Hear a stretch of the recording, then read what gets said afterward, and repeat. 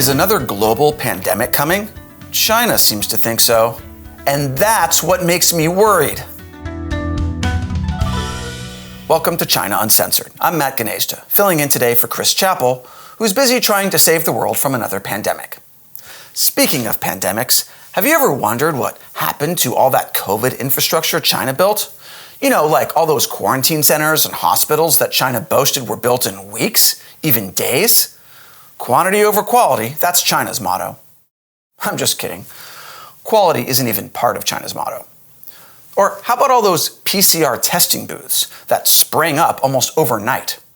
Well, some of those booths were auctioned online, I guess to people who wanted a souvenir of the pandemic. That's not my cup of tea, but, after everything the Chinese people went through during zero COVID, it must feel good to own something that owned you for 3 years. Kind of like having a wall trophy of an animal that could have easily killed you.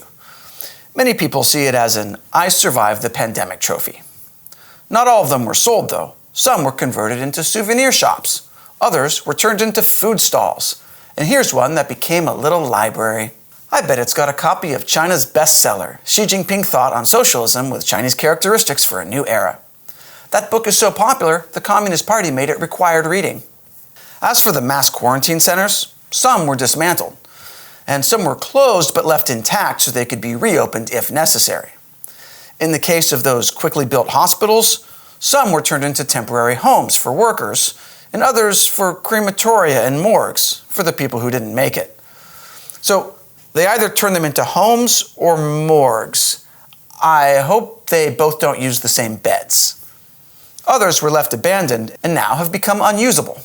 Man, and I thought this R2-D2 toaster that only toasts one side of the bread was a bad white elephant gift. Imagine building a whole quarantine center that's now totally useless. Then again, I guess it doesn't take a lot of imagination to picture China building something totally useless. To be fair, much of the COVID infrastructure in China was prefabricated and not intended to last, so it makes sense that it's being dismantled, abandoned, or repurposed as much as possible. But now the Chinese government is saying, oh, not so fast. China State Council put out a directive last December. It said that governments shouldn't arbitrarily cancel or close quarantine centers or PCR testing sites or dismantle quarantine centers. Remember, December 7th was when the government effectively ended its zero COVID policy. So shortly after it ended all the crazy lockdowns and quarantines, it told local governments to hold on to their COVID infrastructure. And then the Chinese government started putting even more money into pandemic infrastructure. Back in July, it told cities to start planning for the next pandemic by building new emergency facilities. Instead of just building more short-term COVID infrastructure, though, the government wants these facilities to be dual use. So something like this convention center in Shanghai. During normal times, it's used for things like auto shows and trade fairs. But during COVID, it was turned into a giant quarantine facility with 50,000 beds, which apparently didn't have showers. That doesn't sound like a good place to quarantine people. A massive structure filled with thousands of people who haven't showered in months? What is this, a brony convention? Now, in addition to the big convention centers, China's top economic planning agency said in April that cities should plan to build homes and hotels that can house a large number of people during an emergency. I guess kicking people out of their homes to make COVID isolation facilities didn't score the government too many brownie points. Nor did putting people in human zoos on the street. Yeah, that happened. These directives are coming at a time when local governments in China are deep in debt. According to Reuters, local government debt reached over $12.5 trillion last year. It's gotten so bad, China's central bank is now telling banks to roll over local government debts, which just means restructuring them so they can pay them off later. So building more pandemic infrastructure seems like a strange move, especially the homes and hotels, since there's already tons of homes in China with no one in them. I'll tell you more after the break. Welcome back. At a time when China's economy is falling apart, the CCP is ordering local governments to build new pandemic infrastructure, including homes. But there's already a ton of vacant homes.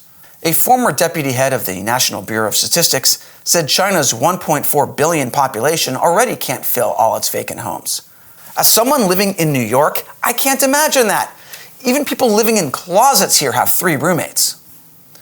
Now, he was quoted as saying that the highest estimates are that the current number of vacant homes are enough for 3 billion people. Okay, but are those homes made with a pandemic in mind? I didn't think so. New homes needed. Also, to give them the benefit of the doubt, maybe these vacant homes just aren't in the right places. After all, it is cheaper to build in rural areas than in urban ones. Still, what the CCP is asking for is expensive. So why all the new construction? Well, it could be that China is preparing for the next pandemic. After all, according to the government, it's actually right in the middle of one now. If you're wondering, wait, was there already another big pandemic that I just missed? Not really. Like many countries, China has cases of Mpox, a disease formerly known as monkeypox. The name was changed because, I kid you not, some people were upset over racial connotations of the word monkey. Which, if you think of black people when you hear the word monkey, you might be the one who's racist.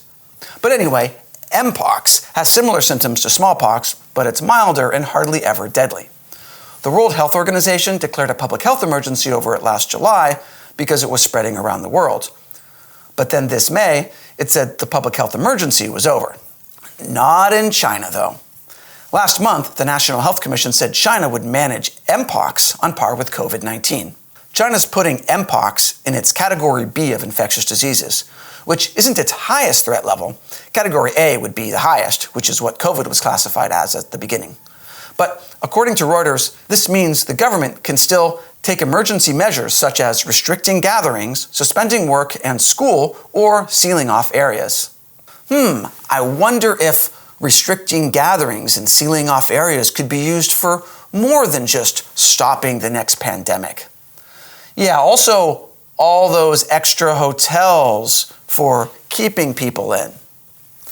Basically, this is like zero COVID times. Again, possibly worse. And why stop there? I'm surprised they aren't trying to do another lockdown to prevent the worldwide spread of Swifty fever.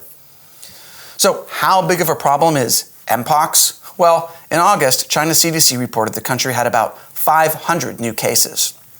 None of these were labeled severe, and there were no deaths reported. But that hasn't stopped China from quarantining people anyway.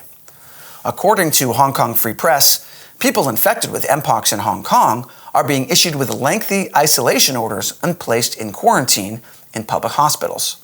It spoke to one person with Mpox who was told he had to quarantine in a hospital for at least 3 weeks.